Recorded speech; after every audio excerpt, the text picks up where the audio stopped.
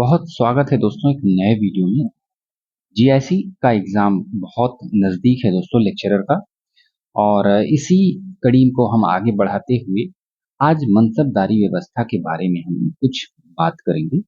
इस पे सिर्फ डिस्कशन रहेगा दोस्तों कि आखिर इसमें है क्या। आप इसको फास्ट करके सुन सकते हैं और जो भी जरूरी चीजें रहेंगी हम थोड़ा थोड़ा लिखते चलेंगे। ठीक है।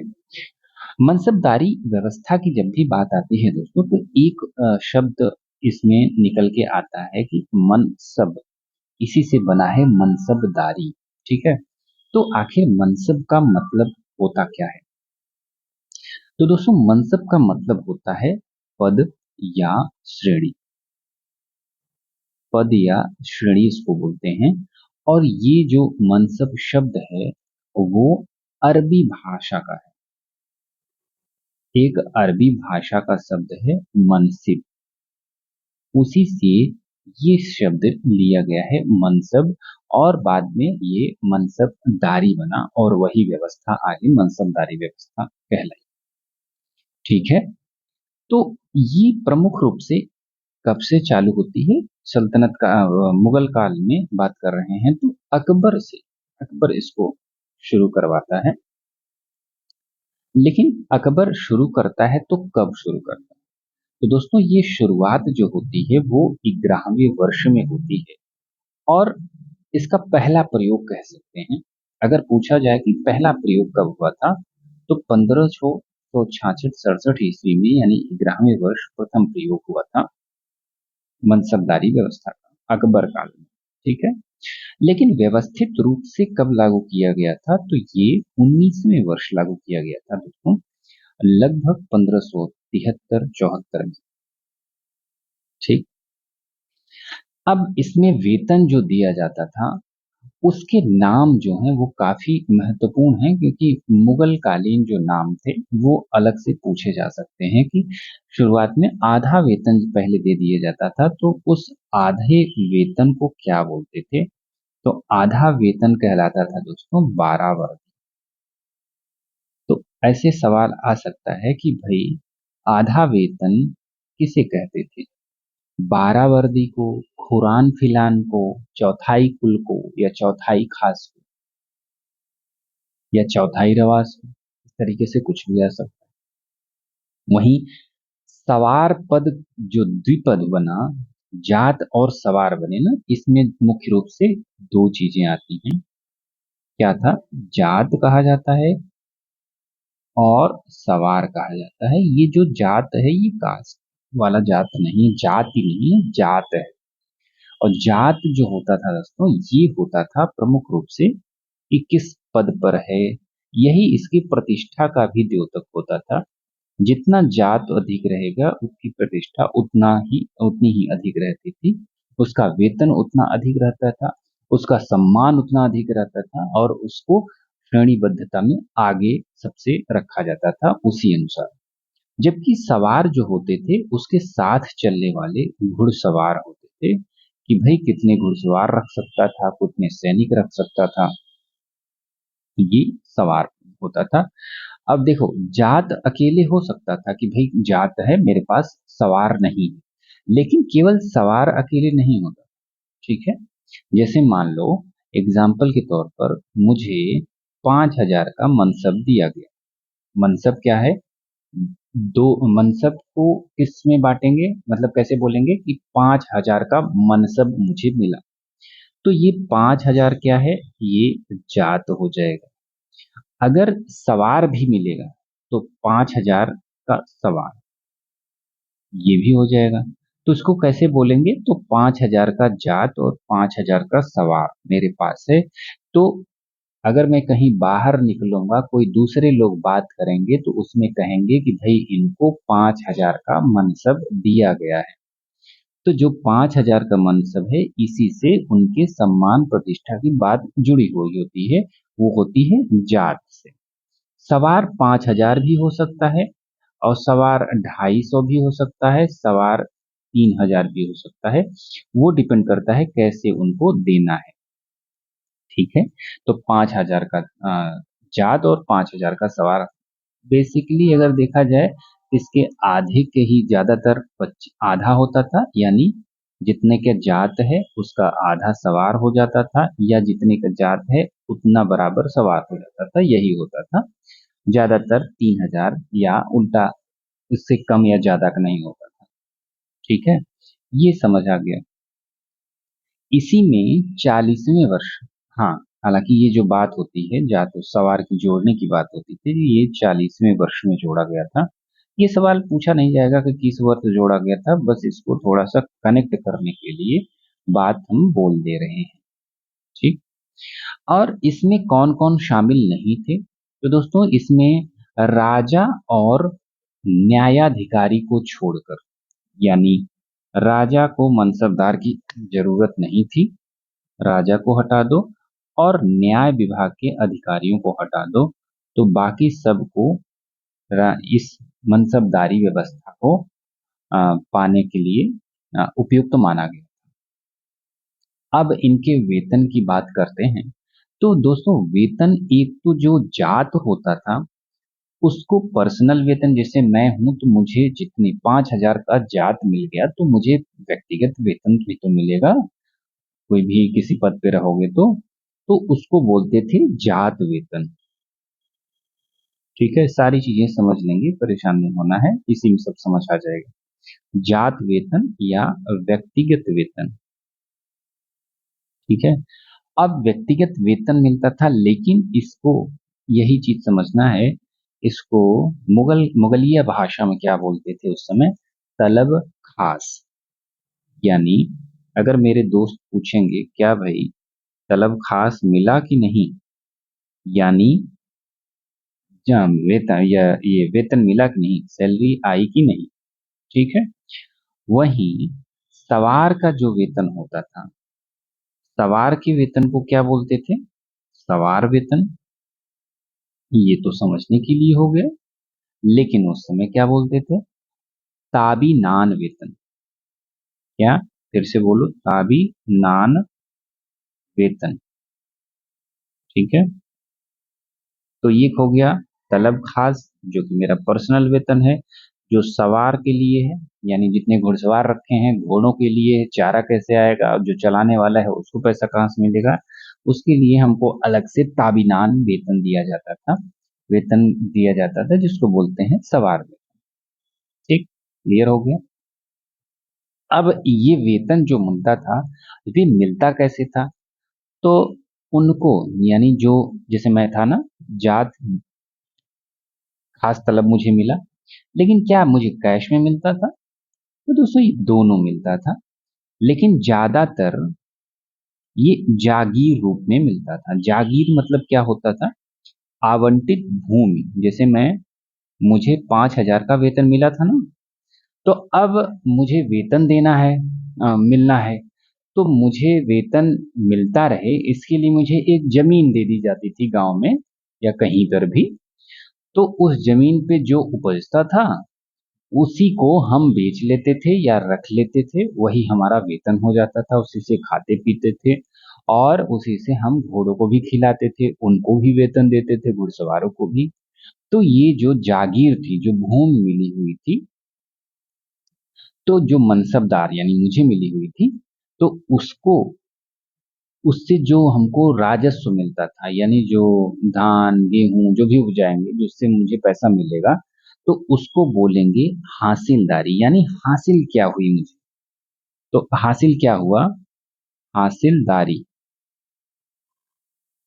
जो, जैसे मान लो कि 1 बीघा है, तो उसमें जितने भी अ, उपजेगा अन्न एक सीजन में, तो वो मेरा हो गया हासिलदारी। लेकिन कई बार खराब हो जाएगी फसल, कई बार उतना नहीं मिल पाएगा, तब क्या होगा?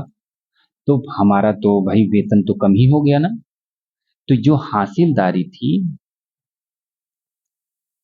वो ही हमारी क्या हो जाती थी? वास्तविक, वास्तविक आय। एक बार फिर से बता दे रहा हूं, मान लो 1 बीघा है, हमको एक बीघे में जितनी भी सारी चीजें मिली उसको क्या बोलेंगे, जितनी भी सारी चीजें मतलब जितने उपजाने के बाद मिला उसको हासिलदारी बोलेंगे। और वो हासिलदारी क्या होगी, जो हासिल हुआ हमें वो क्या कहलाएगा, वास्तविक आय। ठीक है। लेकिन ये अनुमान जो करके देते थे, तो जागीर का अनुमान वहां से राजा की तरफ से करके दिया जाता था कि भाई यहाँ पे 1 लाख रुपए की, मान लो 1 लाख रुपए की आय होगी एक साल में। ठीक है। तो जब आय होगी 1 लाख रुपए की, 1 लाख रुपए की, तो अनुमानित आय होगी। तो जो अनुमानित आय होगी उसको क्या बोलेंगे, जमा दामी। लेकिन जो हमको बाद में मिलता था वो कम मिल जाता था, कभी कभी कभी कभी। तो जो यानी हासिल जो मुझे होता था, तो वो वास्तविक आय होती थी। तो इसमें दो ही चीज समझना है, इसको समझने का कारण यही था। जो अनुमानित आय जिसको बोलते थे उसको जमा दामी बोलते थे, और हासिलदारी किसको बोलते थे, वास्तविक आय को बोलते थे। ठीक है। ये हो गया। अब बाद में शाहजहां आता है, तो शाहजहां ने सोचा कि मासिक वेतन दिया जाए। तो मासिक वेतन की जब शुरुआत करता है, मासिक वेतन की शुरुआत वो होती है 1639 में शुरू होती है। और इस समय कौन था, शाहजहां था। ठीक है, शाहजहां। ये चीज हमको अच्छे से समझ में आ गई। और इसी से रिलेटेड एक बुक काफी इंपॉर्टेंट है दोस्तों। बुक का नाम है मुगल नोबेलिटी अंडर औरंगजेब। ये याद कर लीजिएगा, मुगल नोबेलिटी अंडर औरंगजेब। इस बुक को लिखा है अतहर अली ने। ये कई बार पूछी गई है। ठीक। हम कल एक वीडियो में बात कर लेंगे प्रमुख रूप से जो बुक्स आई हैं, आने वाली हैं मुगल काल के सुल्तान की, किसी वीडियो में बात कर लेंगे एग्जाम के पहले। तो ये सारी चीजें हम लोग समझ पाए। अब इसमें बहुत चीजें नहीं बचती हैं। कुछ चीजें हैं जैसे सिंहस्पा, दुअस्पा। तो ये जो सवार पद था दोस्तों, जो हम लोग सवार पद की बात कर रहे थे, तो सवार पद के साथ सिंहस्पा, दुअस्पा जोड़ा गया। ये नया शब्द हो सकता है आपके लिए, लेकिन आज पूरी तरीके से इसको समझ लीजिए। सिंहस्पा क्या था और दुअस्पा क्या। सबसे पहला सवाल ये यही आएगा, ये किस काल में जोड़ा गया, तो ये जहांगीर काल में जोड़ा। ठीक है, अकबर काल में नहीं जोड़ा गया। इसमें बात ये होती थी ना कि जैसे मान लो कि मैं जा रहा हूँ, 5,000 का मनसबदार हूँ, और दक्षिण में मान लो अहमदनगर पे आक्रमण करने जा रहा हूँ। ठीक है।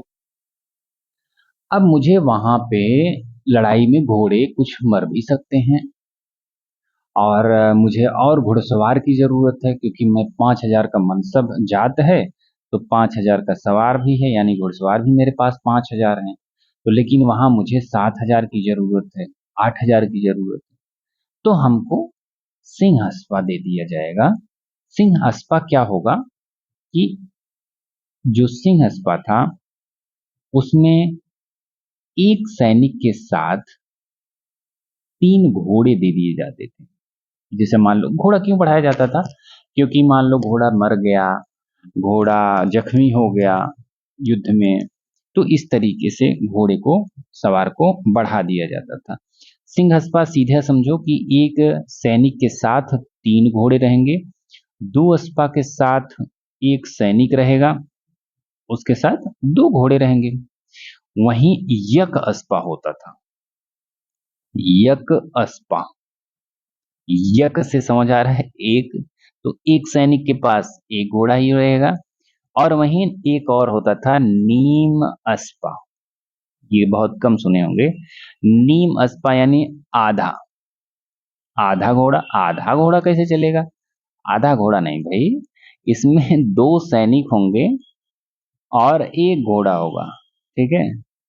कि भाई एक ही घोड़ा है, दो सने, एक पैदल चलेगा, एक उस पे चढ़ के चलेगा, तो इस तरीके से नहीं मसता था जब बहुत ज्यादा जरूरत नहीं होती तो। और सिंह अस्पा जो सबसे पहले दिया गया था वो महावत खां को दिया गया था, महावत खां को दिया गया था सबसे पहली बार। ठीक। अब कुछ थोड़े से शब्द हैं जो कि इसमें आते हैं, जैसे हमने हासिलदारी देख ली, जमादारी दामी देख लिया, तलब खास देख लिया, ताबीनान वेतन देख लिया, आधा वेतन यानी 12 वर्दी देख लिया, और इसमें कुछ चार पांच और हैं, जैसे नियुक्ति की जब याचिका दायर की जाती थी, याचिका लगाई जाती थी।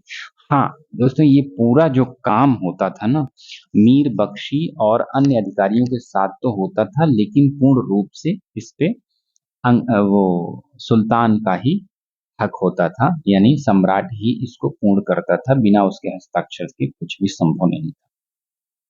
हाँ, ये सब उसके सामने ले जाते थे। कुछ अलग से वर्ड हैं, वो हो सकते हैं आपको काम आए। तजवीज, तजवीज का मतलब बताइए। और साहिब तौजीह, साहिब तौजीह। एक और तशीहा। तो तहजीब, तहवीज, सॉरी तहजीब कह रहे हैं, तहवीज का मतलब होता है नियुक्ति की याचिका, नियुक्ति की याचिका। वहीं साहिब तौजीह सेना लेखाकार, सेना का लेखाकार। और वहीं तशीहा नवीकरण, नवीकरण। ये तीन शब्द अलग से हो गए। इसके साथ दो और जान लो। एक खुराक फिलान था, खुराक फिलान जहां तक मुझे लगता है नहीं सुने होंगे, खुराक फिलान। एक और है कुल चौथाई, कुल चौथाई तो 1/4 समझ रहे हो, मुगल सेवा में जो आए थे उनका 1/4 होता था। दूसरा देख लेते हैं मुहासिबा, मुहासिबा। और क्या है, मुकर्रा, मुकर्रा तलब। एक और बचता है मुसादा, मुसादात। तो खुराक फिलान क्या है, मनसबदारों के खातों का निपटारा। क्या था, खातों का निपटारा, किसके, मनसबदारों के। वहीं मुहसिबा क्या था, मुहसिबा दोस्तों, सॉरी, मुहसिबा जो था वो था खातों के, मनसबदारों के खातों का निपटारा। जबकि खुराक फिलान जो था दोस्तों, वो था हाथियों के चारे हेतु वेतन काट लिया जाता था। किसके, हाथियों के चारे के लिए जो वेतन काटा जाता था वो खुराक फिलान था। इसको औरंगजेब ने बंद करवा दिया था। वहीं मुकर्ररा तलब में बादशाह द्वारा स्वीकृत मनसबदार का वेतन होता था, मनसबदार का वेतन। तो कौन स्वीकृत करता था, वो सम्राट करता था या मनसब, सॉरी, बादशाह करता था। वहीं मुसादात की बात होती है तो किसी विशेष अभियान के लिए अगर कोई जा रहा है तो अभियान पूर्व जो दी जाने वाली पेंशन थी उसको कहा जाता था मुसादात। ठीक है। अगर इसमें कोई भी डाउट हो तो आप दोबारा पूछ सकते हैं दोस्तों। और एक लास्ट बात समझ लीजिए कि जो 10 से 500 तक मनसबदार थे उनको मनसब मिलता था, उनको मनसबदार बोला जाता था। अगर 500 से 2500 तक मिलता था तो उनको अमीर बोला जाता था। और वहीं 250 से अधिक की बात होती थी तो उसे अमीर ए आजम कहा जाता था या उम्दा कहा जाता था। ओके, ये सारी चीजें इसमें। अब ये कंप्लीट हो गया है दोस्तों। हाँ, एक वर्ड और आता है, सॉरी भूल गया था उसको। तो एक शब्द और है जो कि काफी फेमस है, जिसको मशरुत प्रणाली बोलते थे। मशरुत प्रणाली। ये इतना टफ नहीं है, समझना आसान है। ये प्रतिबंध प्रणाली थी। ये अस्थाई थी दोस्तों। ठीक है। और एक तो सशर्त थी। अस्थाई और सशर्त थी। क्या था कि बिना जात पद के परिवर्तन के या बिना जात पद के बढ़ाए सवारों की संख्या बढ़ा देना, वही जैसे सिंगस्पा दुअस्पा में हो रहा था। लेकिन ये जो था, ये दो ही काम में होता था। या तो कठिन अभियान में जा रहे हों, या तो बड़े पद की नियुक्ति हुई हो, तभी ये बढ़ाया जाता था। तो उसको बोलते थे मशरुत प्रणाली। और जैसे ही अभियान समाप्त होता था, वो ये मशरूत प्रणाली समाप्त हो जाती थी। ये एक नवाचार था और ये औरंगजेब ने शुरू किया। बस इतनी सी बात थी इसमें। तो अब हमारा पूरा कंप्लीट हो जाता है मनसबदारी पूर्ण रूप से। तो आप रिवीजन करते रहिए, पढ़ते रहिए दोस्तों। मिलते हैं किसी दूसरे वीडियो में। तब तक चैनल सब्सक्राइब कर लीजिए और अपना रिवीजन करते रहिए। वीडियो देखने के लिए बहुत बहुत धन्यवाद।